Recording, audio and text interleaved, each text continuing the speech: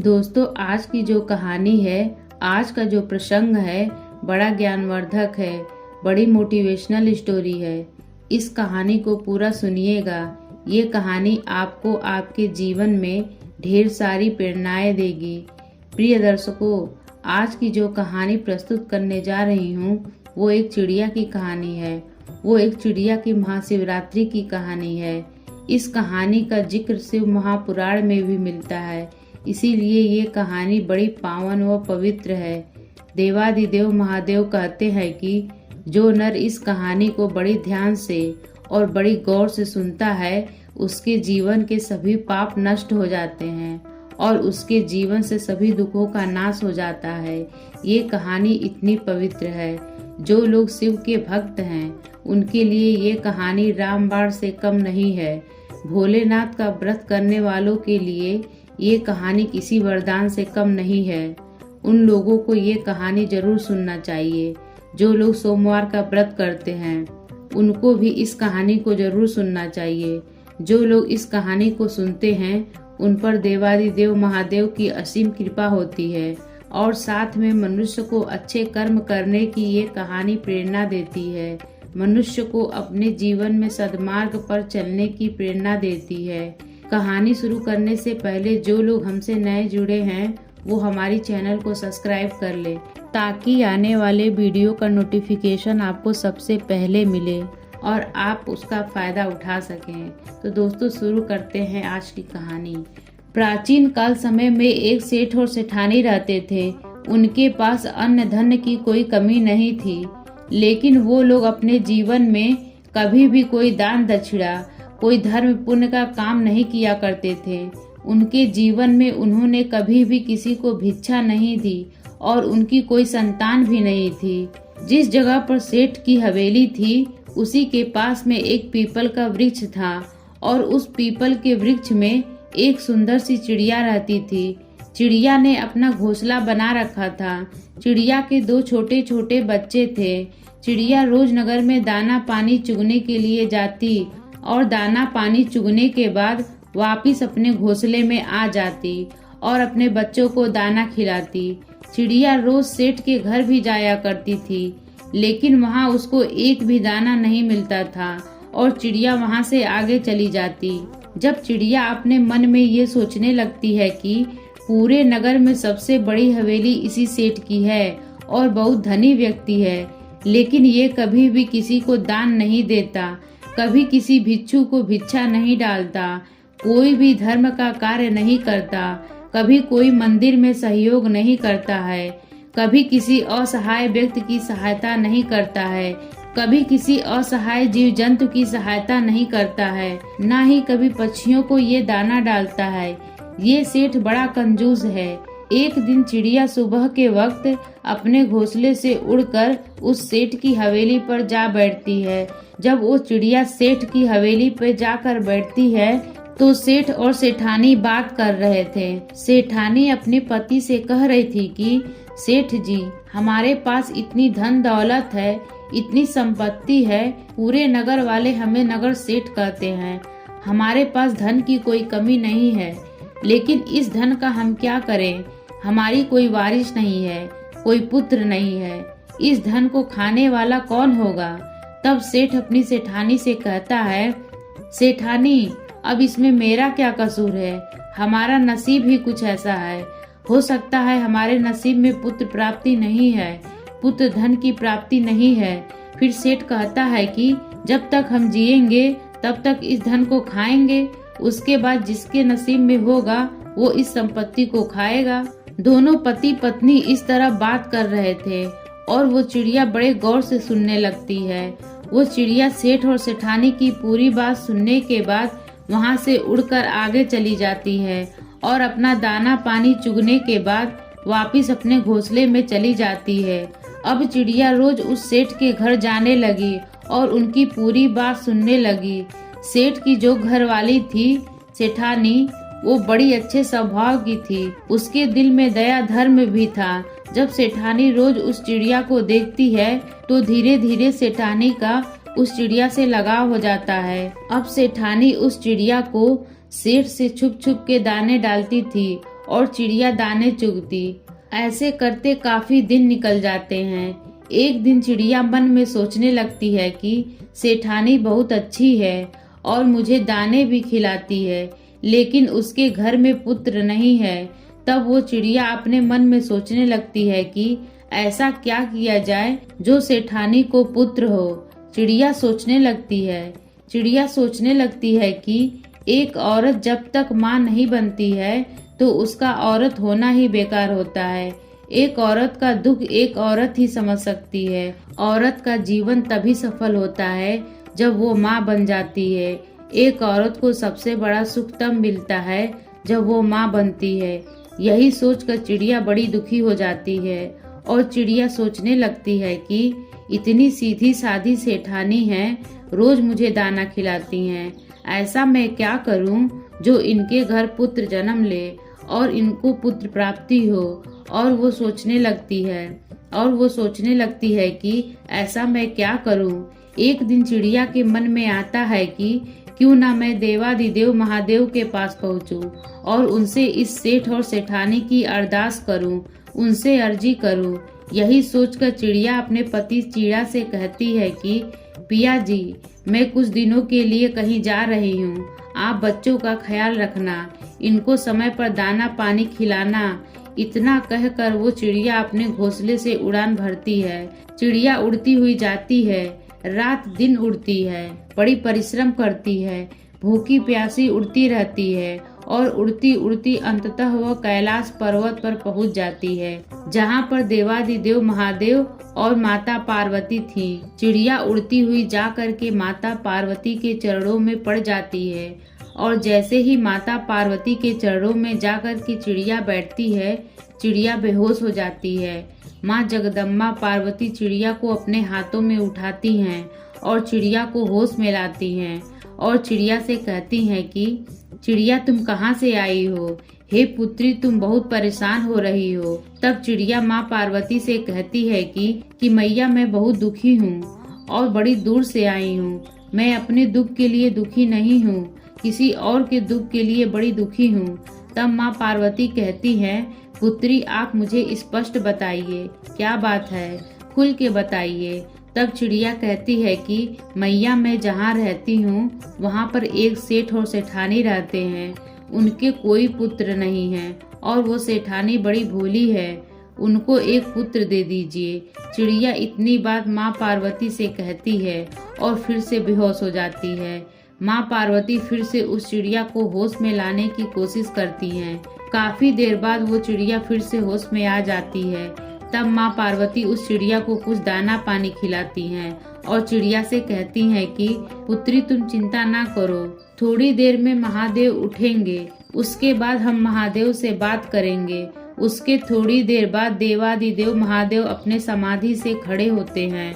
माँ पार्वती चिड़िया को हाथ में लेकर महादेव के समक्ष जाती हैं और महादेव से कहती हैं कि प्रभु, फला नगर में सेठ और सेठानी रहते हैं, क्या उनके नसीब में कोई पुत्र है या नहीं? तब महादेव ध्यान लगाकर देखते हैं और कहते हैं कि पार्वती, उनके नसीब में कोई पुत्र नहीं है। तब माँ पार्वती कहती हैं कि प्रभु, यदि उनके नसीब में कोई पुत्र नहीं है तो आपको पुत्र देना पड़ेगा। लेकिन महादेव कहते हैं कि पार्वती, तुम जिद क्यों करती हो? उनके नसीब में कोई पुत्र नहीं है तो मैं कैसे पुत्र दूं? लेकिन माँ पार्वती जिद करती हैं और कहती हैं कि ये चिड़िया बड़ी दूर से आई है और ये आशा करके आई है कि हम इसकी सहायता करेंगे। इसी आशा से भूखी प्यासी उड़ती हुई इतनी दूर से आई है और इसको खाली हाथ नहीं भेज सकते हैं। माँ पार्वती की इतनी बात सुनने के बाद देवादिदेव महादेव कहते हैं, ठीक है पार्वती, तुम हर बार जिद करती हो और तुम्हारी हर जिद को हमें पूरा भी करना पड़ता है। यदि तुम जिद कर ही रही हो तो उस सेठ और सेठानी को एक पुत्र हम देंगे।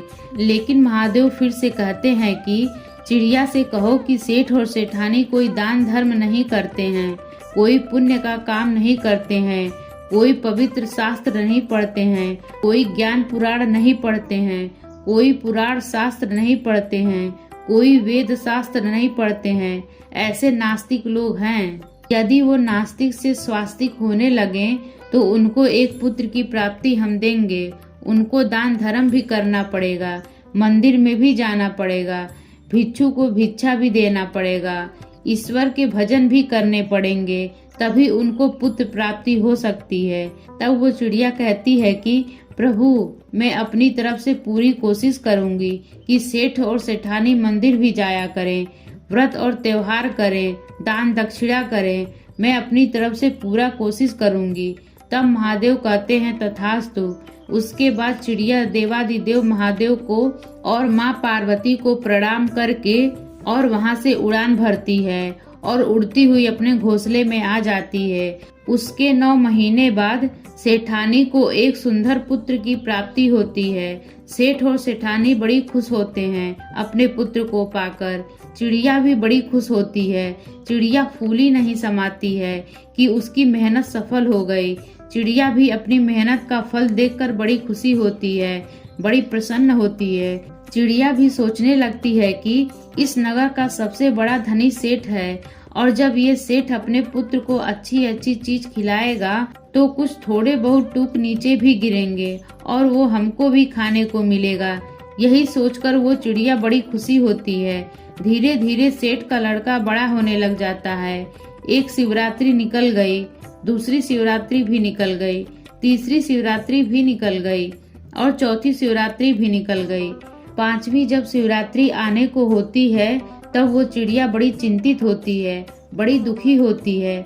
चिड़िया सोचने लगती है कि सेठ का लड़का अब 5 साल का हो चुका है और ये सेठ और सेठानी अभी तक कोई दान दक्षिणा नहीं करते हैं, किसी मंदिर में नहीं जाते हैं, किसी को भिक्षा नहीं देते हैं, कोई भी पुण्य का काम नहीं करते हैं। अब चिड़िया ये सोचकर बड़ी दुखी होती है। चिड़िया सोचने लगती है कि यदि इन लोगों ने दान धर्म करना शुरू नहीं किया तो इनका पुत्र अल्पायु होगा, बहुत जल्द खत्म हो जाएगा। यही सोचकर चिड़िया बड़ी दुखी होती है, बड़ी चिंतित हो जाती है। चिड़िया सोचने लगती है कि मैं सेठ और सेठानी को कहूँ तो कहूँ कैसे, मेरी भाषा को ये समझते नहीं है, मेरे इशारे को ये समझते नहीं है। अब मैं क्या करूं? ये सोचकर चिड़िया बड़ी दुखी हो जाती है। तब तक चिड़िया के बच्चे भी बड़े बड़े हो चुके थे। चिड़िया अपने बच्चों से कहती है कि पुत्रों, तुम अपना ख्याल रखना, मैं कुछ दिनों के लिए कहीं जाके आ रही हूँ। तब चिड़िया फिर से अपने घोंसले से उड़ान भरती है और सीधे कैलाश पर जाती है। कैलाश पर जाकर माँ पार्वती के चरणों में पड़ जाती है और माँ पार्वती चिड़िया को हाथ में उठाकर कहती हैं कि पुत्री चिड़िया, अब तुम्हें क्या परेशानी है? तुमने जैसा कहा था वैसा हो गया। सेठ और सेठानी को पुत्र मिल गया है, अब तुम दोबारा क्यों आई हो? तब चिड़िया माँ पार्वती से कहती है कि मैया, सेठ और सेठानी को पुत्र तो मिल गया है, लेकिन सेठ और सेठानी को सद्मार्ग पर लाने पर मैं असक्षम रही। उनको मैं धर्म के कार्य में नहीं ला सकी। दोनों पति पत्नी अभी भी वैसे के वैसे हैं, ना ही कोई मंदिर जाते हैं, ना ही कोई दान धर्म करते हैं, ना ही किसी को भिक्षा देते हैं और ना ही भगवान का भजन करते हैं। अभी भी दोनों पति पत्नी वैसे ही हैं। तब महादेव कहते हैं कि चिड़िया, तो फिर उनका पुत्र अल्पायु होगा। तब चिड़िया माँ पार्वती के चरणों में पड़ जाती है और अपने सर को पीटने लगती है। कहती है कि मैया, ऐसा नहीं होना चाहिए, उनका पुत्र दीर्घायु होना चाहिए, अल्पायु नहीं होना चाहिए। चिड़िया इस बात को अच्छी तरह जानती थी कि जब पिता से कुछ मांगनी हो तो मैया के चरणों में पड़ जाओ। यदि आप मैया को राजी कर लेते हो तो पिता अपने आप मान जाते हैं। यही सोचकर चिड़िया माँ पार्वती के चरणों में पड़ जाती है और अपने सर को पीटने लग जाती है। तब माँ पार्वती चिड़िया को फिर से हाथ में उठाती हैं और कहती हैं, पुत्री, तुम शांत हो जाओ। तब माँ पार्वती फिर से भोलेनाथ से अर्ज करती हैं कि महादेव, ऐसा नहीं होगा। फिर चिड़िया कहती है कि मैया, मैंने अपनी तरफ से पूरी कोशिश की है उनको समझाने की, लेकिन वो लोग ना तो मेरी भाषा समझ पाते हैं और ना ही मेरे इशारे को समझ पाते हैं। अब मैं करूँ तो क्या करूँ? तब चिड़िया कहती है कि माँ, आप और भोले बाबा दोनों वहाँ जाकर सेठ और सेठानी को सद्मार्ग पर लाएं तो बहुत अच्छा होगा। तब माँ पार्वती और भोलेनाथ कहते हैं कि ठीक है चिड़िया, ऐसा ही होगा। हम बहुत जल्द सेठ और सेठानी के द्वार पर पहुंचने वाले हैं। फिर चिड़िया वापस कैलाश से अपने घोंसले में आ जाती है। महादेव और माँ पार्वती एक भिक्षु का, एक साधु का रूप धारण करके सेठ और सेठानी के द्वार पर आते हैं। सेठानी से कहते हैं कि मैया, हमको बड़ी तेज भूख लग रही है और हमको भोजन खिलाइए। यदि तुम लोग हमें भोजन नहीं खिलाओगे तो हम तुम्हें श्राप दे देंगे और तुम बर्बाद हो जाओगे। तब सेठानी हाथ जोड़कर कहती है कि बाबा, तुम मुझे श्राप मत देना, हम तुम्हें जरूर भोजन खिलाएंगे। तब सेठानी महादेव और माँ पार्वती को अपने घर के अंदर ले जाती है और अच्छे अच्छे पकवान बनाती है और दोनों लोगों को भोजन खिलाती है। उधर वो सेठानी का नन्हा सा पुत्र इधर उधर घूमता है। कभी महादेव और माँ पार्वती को रोटी लाकर डालता है तो कभी सब्जी लाकर डालता है, कभी कोई सी मिठाई लेके आता है तो कभी कोई सी मिठाई लेके आता है। ये देखकर माँ पार्वती बड़ी प्रसन्न होती हैं। माँ पार्वती सोचती हैं कि ये महादेव का प्रसाद है, इसीलिए इतना चंचल है। जब सेठानी भोलेनाथ और माँ पार्वती को भोजन करा देती हैं तो उसके बाद महादेव व माँ पार्वती उसके घर से जाने लगते हैं। तब सेठ और सेठानी दोनों आते हैं और हाथ जोड़कर कहते हैं कि हमसे कोई सेवा में कमी तो नहीं रही। यदि कमी रही तो आप हमें क्षमा करें, लेकिन श्राप ना दें। तब महादेव कहते हैं कि सेठ सेठानी, ध्यान से सुनो, गलतियां तो तुमने बहुत की हैं और गलतियां करते ही जा रहे हो। यदि इसी तरीके से रहे तो तुम्हारे पुत्र पर घोर संकट आने वाला है और तुम्हारा पुत्र बहुत जल्दी इस दुनिया से अलविदा हो जाएगा। तब सेठ व सेठानी भोलेनाथ के चरणों में पड़ जाते हैं और कहते हैं कि बाबा, हमें कोई मार्ग बताइए, हम क्या कर सकते हैं। बुढ़ापे में जाकर हमें पुत्र प्राप्त हुआ है और हम इस पुत्र को खोना नहीं चाहते हैं।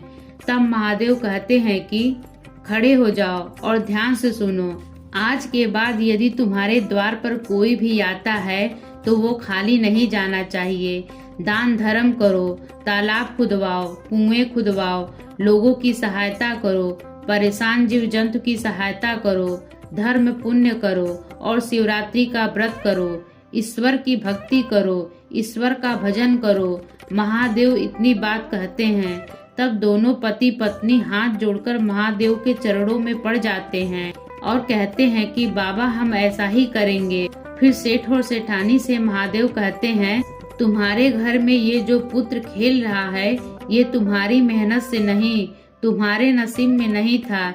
ये एक चिड़िया की मेहनत है जो तुम्हारे यहाँ से उड़ करके कैलाश तक पहुँची थी और कैलाश पर जाने के बाद महादेव और माँ पार्वती से अर्जी करके, विनती करके ये पुत्र मांगा है। ये उनकी भक्ति का फल है जो तुम्हारे घर में आज एक नन्हा सा पुत्र खेल रहा है।